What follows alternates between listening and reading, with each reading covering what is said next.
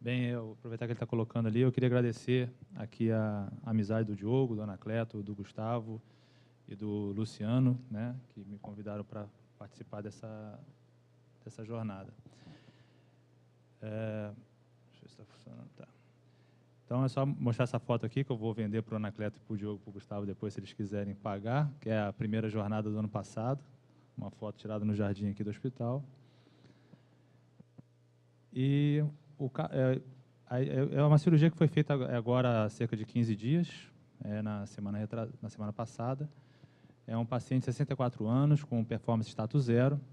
Tinha um adenocarcinoma de próstata Gleason 7 bilateral, 3+4, um T2A no toque, tinha um nódulo na base à direita da próstata e um PSA menor que 10, o PSA de 9,7, um paciente portador de tumor de risco intermediário. Então, eu vou mostrar as etapas da cirurgia, como a gente faz, que a técnica é exatamente igual à da laparoscópica pura. A laparoscópica assistida com robô não difere. A gente começa pela abertura do peritônio, a gente faz a técnica transperitoneal, pode ser feita a técnica extraperitoneal também, mas a gente não utiliza. E depois a gente faz a abertura da face endopélvica, bilateralmente, e a secção dos ligamentos prostático, que pode ser feito ou não. A gente opta por fazer, por facilitar a aproximação do plexo para dar o ponto.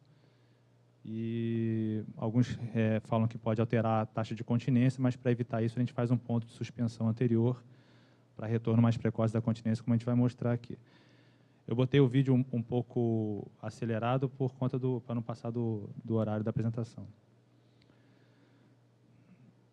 Então a gente começa pegando com o quarto braço o folheto peritoneal, o ligamento umbilical mediano com a pinça bipolar, a gente queima e na tesoura a gente tem o cautério monopolar. A gente tenta fazer uma linha de secção até aqui os vasos ilíquos, até no nível mais ou menos do ducto deferente. Aqui a gente vê o ligamento umbilical medial, a artéria epigástrica inferior, sendo rebatida. A gente evita de seccionar essa artéria, mas se for preciso a gente pode, com o próprio bipolar, cauterizar ou então ligar com hemolock. A gente faz o descolamento, tem que ser um descolamento amplo até os ductos deferentes bilateralmente, porque senão depois você não consegue trazer a bexiga até a uretra na hora da anastomose, fica a anastomose tensa. A gente procura sempre verificar o sínfise pública aqui, a gente começa a ver o arco público nesse lado.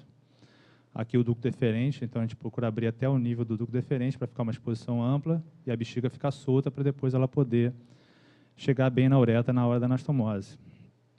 Aqui já mostrando a abertura da face endopélvica, a exposição, o quarto braço ajuda você a expor essa região, rebate o levantador do ânus, e por dissecção romba ou cortando com a tesoura após o cautério, a gente vai soltando a musculatura do levantador do ânus.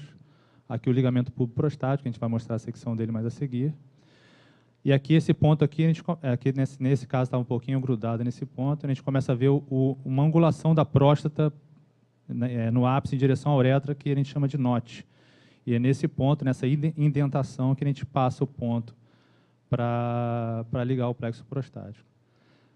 Então, aqui, terminando de abrir essa face endopélvica desse lado, geralmente tem uns vasos acessórios nessa região lateral ao ligamento prostático, e daqui a pouco vai proceder a secção do ligamento desse lado.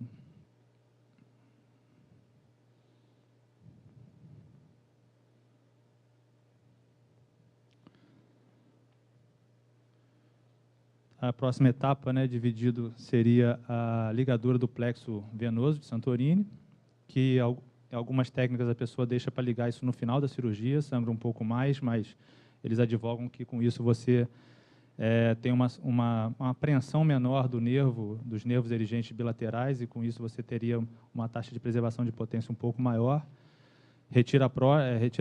Deixa por último isso, sem ligadura, corta o plexo e aí faz um chuleio rápido, elevando a pressão do pneu peritônio para sangrar menos. Mas a gente faz a ligadura precoce do plexo, depois faz o ponto de suspensão anterior, já que a gente cortou o ligamento, para tentar um retorno mais precoce da continência.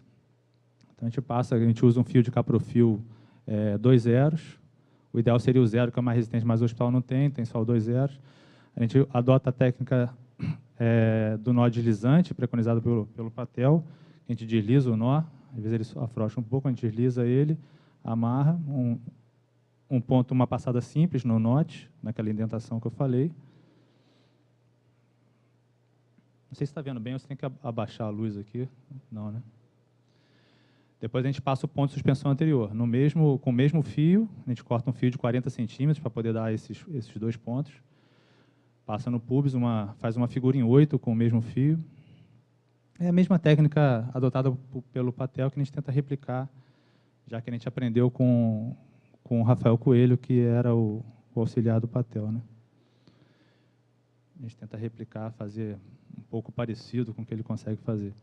Aí a gente solta o quarto braço para poder levantar a próstata. Você repara como levanta a próstata com esse ponto de suspensão anterior. E isso vai estabilizar o complexo esfincteriano na sua porção anterior para poder ter um retorno mais precoce da continência. Os próximos passos seriam a abertura do colo vesical anterior e posterior, com a dissecção das vesículas seminais. Então, a gente queima ali na região da base da próstata, entre a próstata e a bexiga, e com o monopolar mesmo a gente faz a secção, tentando chegar e avistar a sonda, com que aí está. Aí a gente recua, tira. Com o quarto braço a gente vai pegar a sonda, elevar, e o auxiliar do lado de fora ele traciona a sonda e prende no campo cirúrgico, e com isso a próstata fica tracionada, elevada e tracionada, para a gente poder ter uma tensão uma tração e contratração para poder fazer a dissecção de maneira mais adequada. A gente começou a fazer isso agora com o bisturi de corte e não mais com a coagulação, porque fica menos queimado, a gente consegue delimitar melhor o plano cirúrgico para poder chegar nas vesículas seminais mais adiante.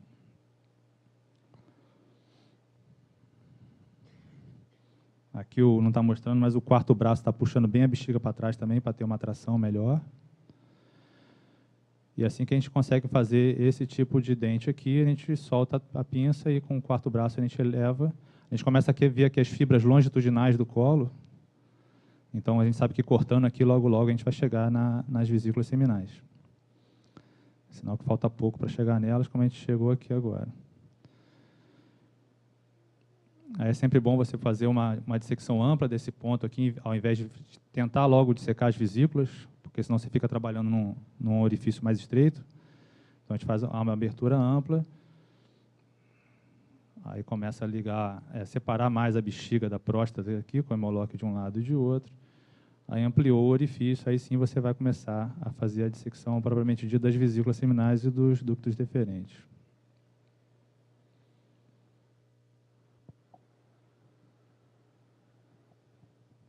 Aí, com o quarto braço, a gente auxilia muito o quarto braço, né? Os robôs mais antigos não têm esse quarto braço, então esse quarto braço facilita bastante a gente fazer a apreensão das estruturas. Sempre procurando dissecar na linha média primeiro, que facilita de você fazer a dissecção posterior das vesículas.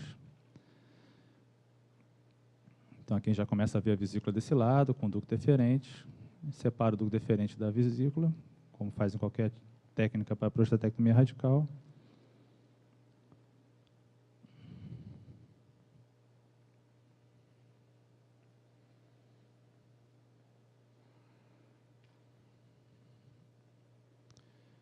Nesse vídeo eu vou mostrar só a retirada de um lado, por conta do tempo, para não passar muito do horário.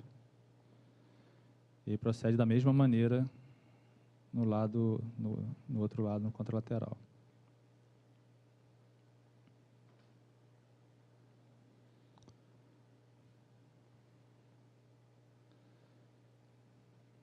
Então, levanta toda a vesícula, que vai facilitar na exposição e descolamento do reto depois.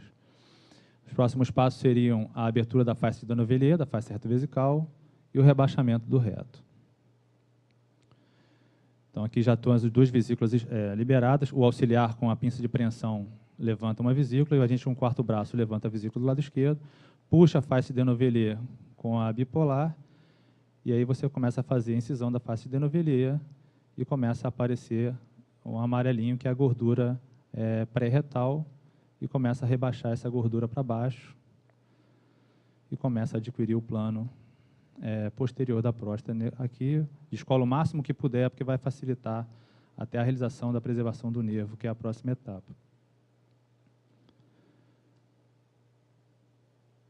Então, aqui a gente vai fazer a preservação neural, bilateral, quando indicada, e a ligadura do pedículo lateral, que é o pedículo arterial da próstata.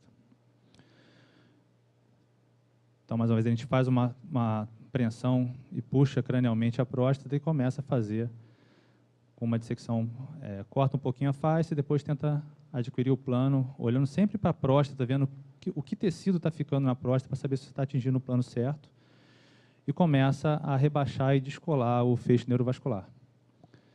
Então, aqui a gente está vendo que está ficando um feixe bem espesso, bem grosso, uma banda bem grossa.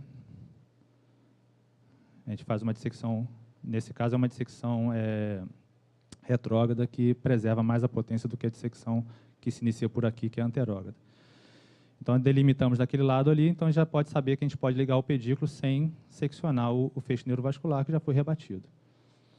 Então, a ligadura auxiliar, aqui teve uns três clipes que foram perdidos pelo auxiliar antes disso, e aqui o último raminho que vai ser ligado e seccionado.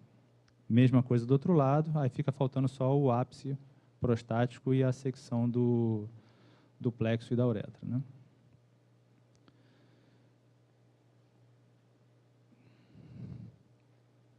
Então, aqui mais uma vez o quarto braço fazendo a tração, muito importante. Aqui a gente vê o ponto de suspensão anterior que a gente deu no começo da cirurgia.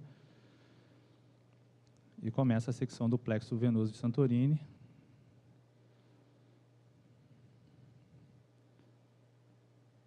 Aqui a gente vê o feixe do lado de cá, já rebatido também. E aqui o do outro lado aqui rebatido também.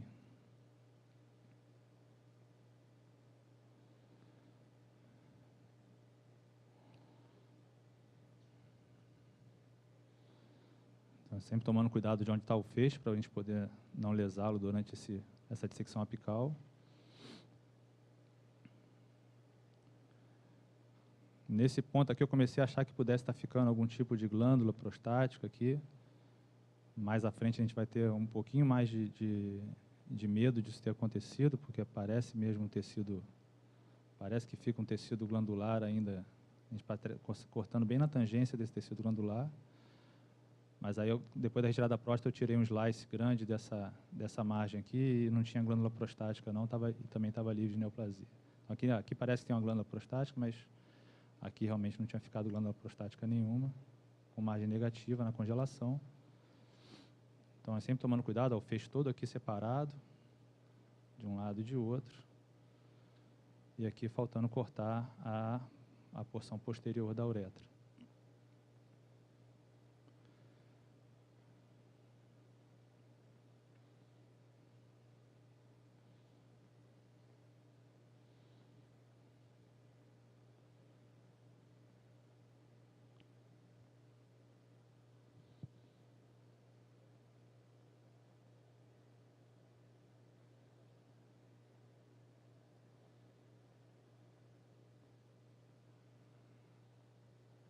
Aí a gente faz a linfadenectomia obturadora, clássica, ainda não fizemos ainda a linfadenectomia estendida, né? Então a gente faz a linfadenectomia obturadora, é um procedimento rápido também com a cirurgia robótica, assim como na técnica aberta que a gente faz lá também. Leva cerca de 5 minutos para fazer cada lado, a gente vê bem o nervo obturador aqui embaixo. É importante clampear ao máximo com o hemolock para evitar a linforreia pós-operatória, já que é uma cirurgia transperitoneal. E agora a anastomose, esse é de um outro procedimento, que ficou mais didático para falar. Esse aqui tem que clicar em cima. Clica aqui, né? Esse não está abrindo direto.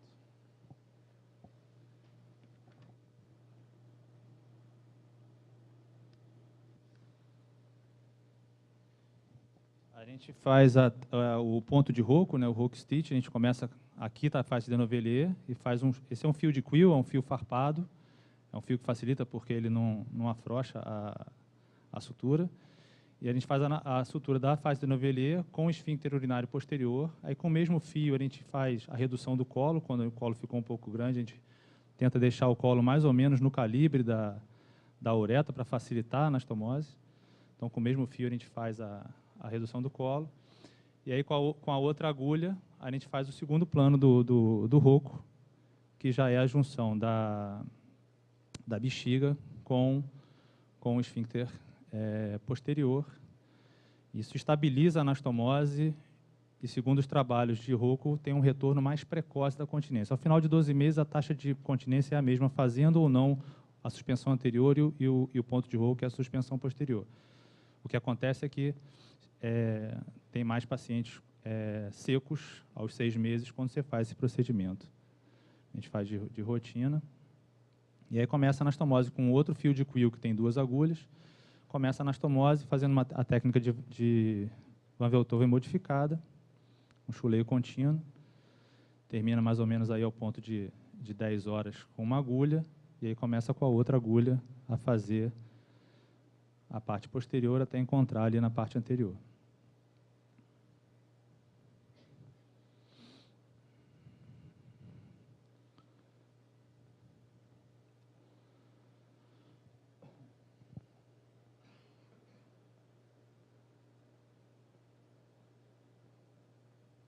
Chegando ao ponto de um fio ficar próximo do outro, e aí retira uma agulha e dá o ponto para poder acabar de fixar. Então, nesse paciente, confirmou que é um Gleason 7 3+4 em ambos os lobos, um T2C, e com as margens cirúrgicas negativas, o que também a gente viu no limite daquela congelação que a gente ficou suspeitando de que tivesse invadido o tecido prostático. Bom, era isso que eu tinha para falar, e mais uma vez agradecer o convite da comissão. Obrigado.